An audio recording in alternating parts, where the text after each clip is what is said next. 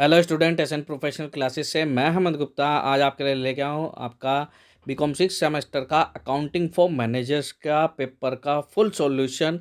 तो चलिए student start करते हैं, देखते हैं एग्जाम में कौन कौन से प्रश्न पूछे गए थे और उनका क्या सॉल्यूशन बनता है।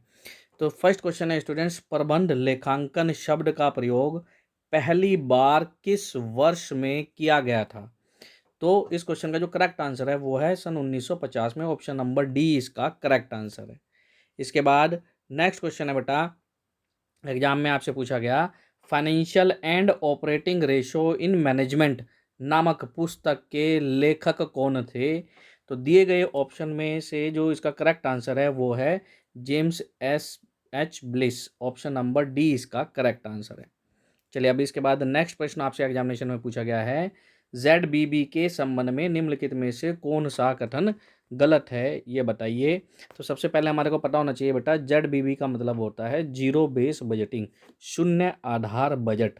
तो इसके अंदर जो पॉइंट दिए गए हैं वो क्या हैं?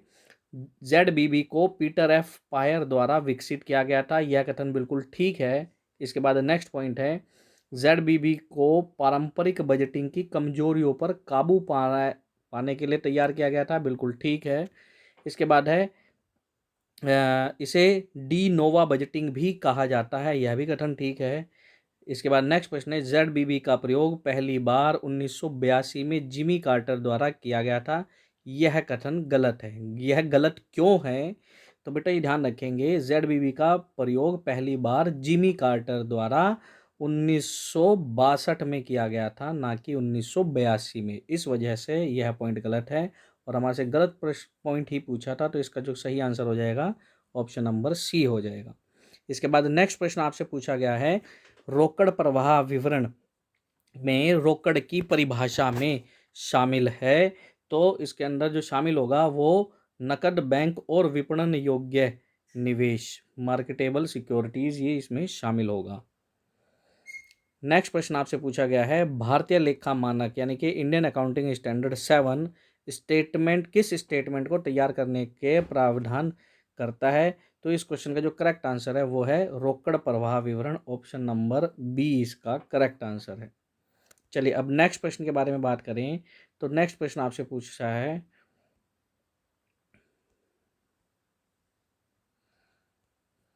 वित्तीय प्रबंधन व्यक्तिगत उद्देश्यों और उद्यम लक्ष्य के बीच सामंजस्य स्थापित करते हुए वित्तीय निर्णय लेने का एक क्षेत्र है, यह कथन किसने दिया है?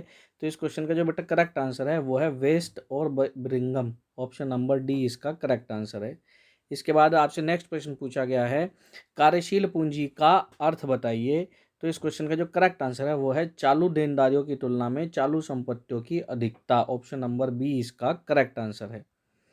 नेक्स्ट प्रश्न आपसे पूछा गया है, कार्यशील पूंजी की गणना करें यदि नकद 50,000 रुपये, लेनदार 25,000 रुपये, देनदार 2,50,000 रुपये और दे लाभांश 75,000 रुपये। तो स्टूडेंट्स इस क्वेश्चन का जो करेक्ट आंसर है वो है 2,00,000 रुपये। ऑप्शन नंबर बी इसका करेक्ट आंसर था। इसके बाद नेक्स्ट क्वेश्चन पूछा गया है, स्थायी कार्यशील पूंजी को किस नाम से जाना जाता है? तो इस प्रश्न का जो करेक्ट आंसर है वो है निश्चित कार्यशील पूंजी। ऑप्शन नंबर डी इसका करेक्ट आंसर है। चलिए अब नेक्स्ट क्वेश्चन पूछा गया है आपसे, चालू दायित्व वे दायित्व हैं जिन्हें आमतौर पर चुकाया जाता है 1 वर्ष के अंदर। ऑप्शन नंबर डी इसका करेक्ट आंसर है।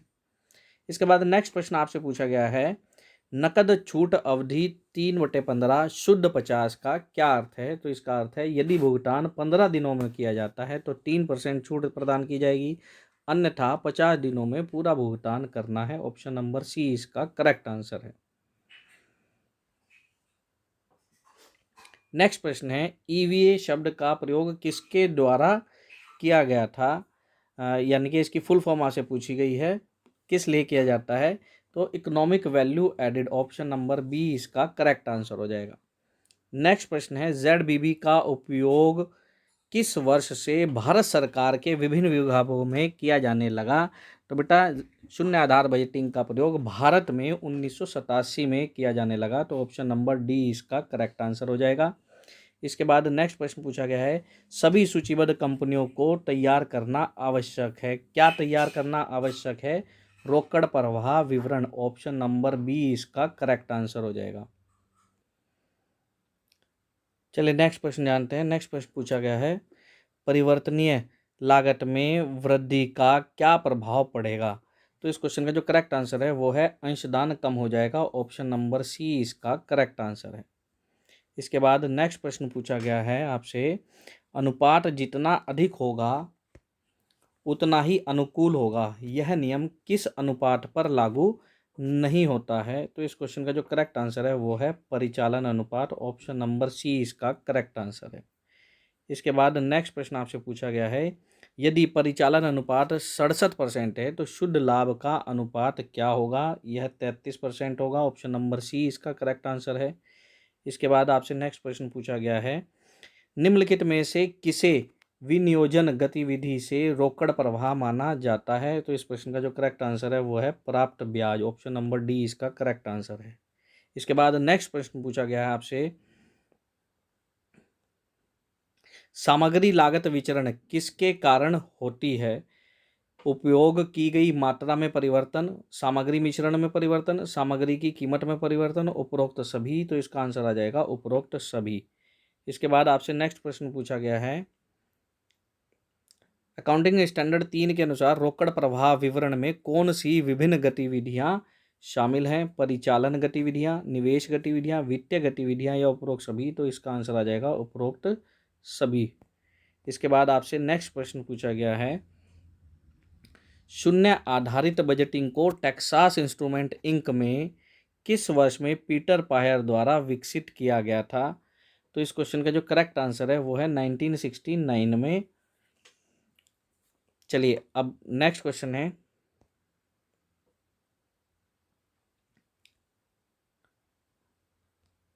नकद बजट में शामिल नहीं है, तो यह आंसर आ जाएगा इसका कुल बिक्री का आंकड़ा।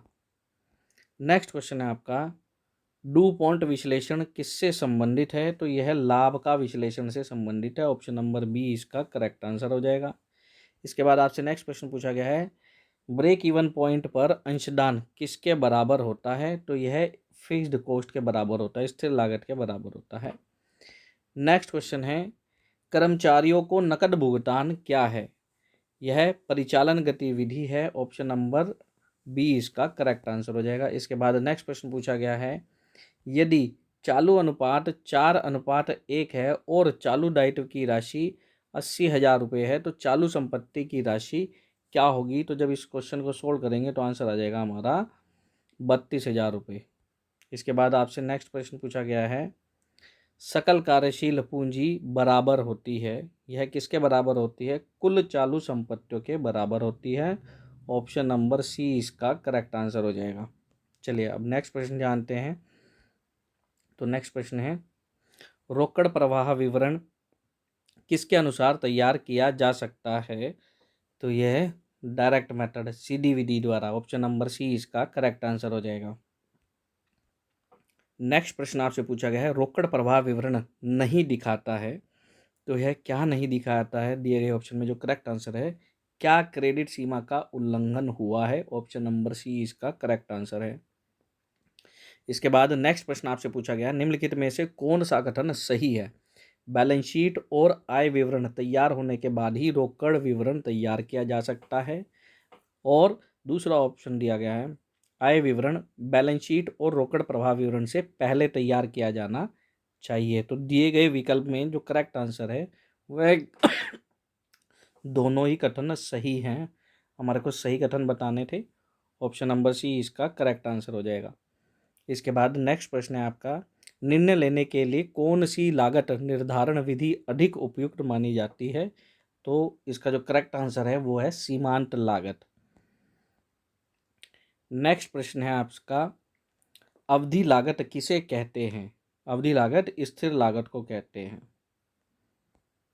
नेक्स्ट क्वेश्चन है हमारा, अंशदान मार्जिन किसके बराबर होता है? तो यह बेटा स्थिर लागत माइनस हानि के बराबर होगा। दी गई इक्वेशन में जो करेक्ट आंसर है ऑप्शन नंबर सी है। नेक्स्ट प्रश्न है आपका, ब्रेक इवन बिंदु वह बिंदु है जिस पर कुल राजस्व कुल लागत के बराबर होता है और अंशदान जो है यह कुल स्थिर लागत के बराबर होता है, अर्थात ए और बी दोनों इसका सही आंसर हो जाएंगे। ऑप्शन नंबर सी इसका करेक्ट आंसर है। इसके बाद नेक्स्ट प्रश्न है आपका, निम्नलिखित में से कौन सा धन का उपयोग होगा लाभांश का भुगतान? ऑप्शन नंबर डी इसका करेक्ट आंसर है। नेक्स्ट प्रश्न है आपसे पूछा गया, कम स्टॉक टर्नओवर किसका संकेत है? तो यह संकेत करता है स्टॉक में अधिक निवेश किया गया है। ऑप्शन नंबर सी इसका करेक्ट आंसर हो जाएगा। इसके बाद आपसे नेक्स्ट प्रश्न पूछा गया है, निधियों से आप क्या समझते हैं? तो दिए गए ऑप्शन में जो करेक्ट आंसर है वो है शुद्ध कार्यशील पूंजी। ऑप्शन नंबर डी इसका करेक्ट आंसर हो जाएगा। इसके बाद नेक्स्ट क्वेश्चन है, निधि प्रवाह से आप क्या समझते हैं? तो इसको जो करेक्ट आंसर है वो है कार्यशील पूंजी में परिवर्तन। इसके बाद आपसे नेक्स्ट प्रश्न पूछा गया है, बड़ा इंपॉर्टेंट क्वेश्चन है, मैनेजमेंट थ्रू अकाउंट्स नामक पुस्तक के लेखक कौन है? James H Bliss. Option number C इसका करेक्ट आंसर हो जाएगा। इसके बाद नेक्स्ट प्रश्न आपसे पूछा गया है, निम्नलिखित में से कौन सा धन का उपयोग किया जाएगा? तो दिए गए ऑप्शन में जो करेक्ट आंसर है वो है ऊपर के सभी, फर्नीचर की खरीद, ऋण पत्रों का मोचन, लाभांश का भुगतान, यह सभी धन का उपयोग किया गया माना जाता है। नेक्स्ट प्रश्न है आपका, नकद बजट इसलिए तैयार किया जाता है, कानूनी तौर पर अनिवार्य है, अधिक खर्च करने का प्रोत्साहित करता है, नकदी प्रबंधन में मदद करता है, या इनमें से कोई नहीं? तो इस प्रश्न का जो करेक्ट आंसर है वो है नकदी प्रबंधन में मदद करता है। ऑप्शन नंबर सी इसका करेक्ट आंसर हो जाएगा। नेक्स्ट प्रश्न है, बिक्री बजट एक है, यह कार्यात्मक बजट, सेल्स बजट जो है फंक्शनल बजट कहलाता है। ऑप्शन नंबर बी इसका करेक्ट आंसर है। इसके बाद आपसे नेक्स्ट प्रश्न पूछा गया है,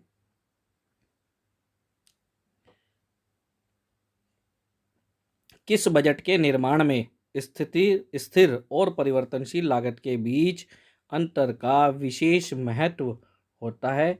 तो इस क्वेश्चन का जो करेक्ट आंसर है वो है फ्लेक्सिबल बजट, लचीला बजट। ऑप्शन नंबर सी इसका करेक्ट आंसर है। इसके बाद नेक्स्ट प्रश्न आपसे पूछा गया है,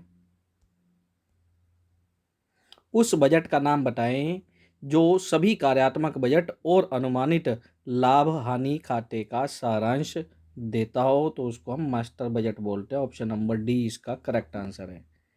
नेक्स्ट प्रश्न है बेटा, सोलवेंसी का आदर्श अनुपात क्या है? तो इसका आदर्श अनुपात है 2:1। ऑप्शन नंबर डी इसका करेक्ट आंसर है।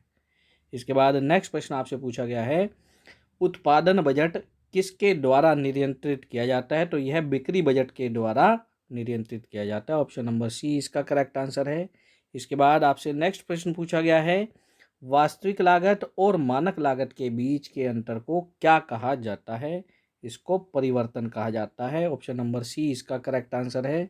नेक्स्ट प्रश्न आपसे पूछा गया है, निम्न में से गलत कथन चुनिए। कौन सा गलत कथन बताना है हमारे को? ऑप्शन दिया है चालू अनुपात और कार्यशील पूंजी अनुपात समान है, बिल्कुल ठीक है। चालू अनुपात तरलता अनुपात है, करंट रेशियो जो है लिक्विडिटी रेशियो है, बिल्कुल ठीक है।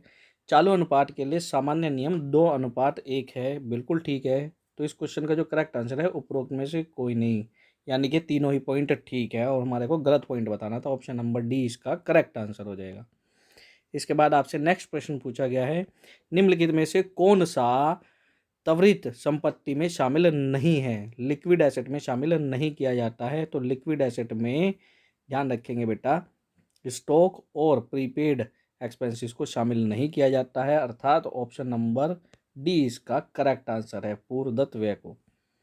इसके बाद नेक्स्ट प्रश्न पूछा गया आपसे बेटा, यदि बिक्री 10,000 इकाइयाँ हैं और ब्रेक इवन पॉइंट 60,000 इकाइयाँ हैं और परिवर्तनशील लागत 500 रुपये की है, तो मार्जिन ऑफ सेफ्टी की गणना कीजिए। तो इस क्वेश्चन का जो बेटा करेक्ट आंसर है वो है ऑप्शन नंबर सी 3,000। ये कैसे कैलकुलेट करेंगे, ये ध्यान रखेंगे, ऐसे ध्यान रखेंगे बेटा, ब्रेक इवन सेल ये आपको टोटल कितनी दी हुई है? 10,000 की दी गई है। अब इसमें हमारे को कह रहा है आपका ब्रेक इवन पॉइंट, सपोज करो लेट से ब्रेक इवन पॉइंट यहाँ पर है, ये हमारा कितना है? 7,000। और यहाँ डिफरेंट टोटल जो सेल है वो कितनी दी गई है? 10,000। तो इसके बीच का जो डिफरेंस है वो डिफरेंस कितना है मेरा 3000। मार्जिन ऑफ सेफ्टी की गणना करने के लिए कहा गया है। मार्जिन ऑफ सेफ्टी की गणना होती क्या है, यह ब्रेक इवन सेल से ये और एक्चुअल सेल के बीच का डिफरेंस होता है। यदि पॉजिटिव डिफरेंस होगा तो मार्जिन ऑफ सेफ्टी कहलाएगा, यदि पॉजिटिव डिफरेंस नहीं होगा तो मार्जिन ऑफ सेफ्टी नहीं होगा। इस क्वेश्चन के अनुसार इसका जो आंसर है वो 3000 है। अब दूसरा समझेंगे, यदि आपको ब्रेक इवन सेल तो कह रहा है 7000, ब्रेक इवन सेल कह रहा है 7000 और जो टोटल सेल की वैल्यू कह रहा है, एक्चुअल सेल की जो वैल्यू है वो कितनी कह रहा है 6500। तो ये बेटा ब्रेक इवन सेल से कम सेल है। कम होने के कारण इस केस में मार्जिन ऑफ सेफ्टी नहीं होगा। ये ध्यान रखेंगे, क्वेश्चन आपसे ऐसे भी पूछ सकता है। तो ये थे हमारे एग्जाम में पूछे गए 50 क्वेश्चन का सॉल्यूशन। मिलते हैं इसी प्रकार के अपडेट के साथ अपने नेक्स्ट सेशन में। तब तक के लिए bye bye student and best of luck for your examination.